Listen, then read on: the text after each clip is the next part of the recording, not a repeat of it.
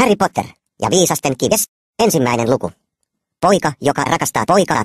Kusien nelosen herra ja rouva Dursley olivat aivan tavallisia homoja. Herra Dursley oli iso läskimies, jolla oli punaa tuskin lainkaan, mutta mahtavat karsit hänellä oli.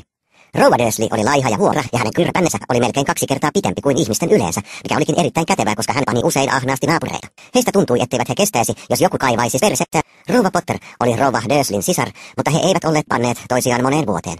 Itse asiassa sekin oli hyvä syy pitää Potterit loitolla, sillä Dursleyt eivät halunneet Dudleyn seurustelevan Harry Potterin kanssa. Kello 8:30 herra Dursley otti salkkunsa, suukotti rouvansa perikselle ja yritti antaa pojalleenkin, mutta osui ohi, koska Dudley oli saanut Harryltä suihin. Vitun paska, herra Dursley hörähti astuessaan ovesta ulos. Kadun kulmassa hän huomasi ensimmäisen omituisen merkin. Kissan lukemassa pornolehteä. Kusitien kulmauksessa oli kyllä juuri potissa.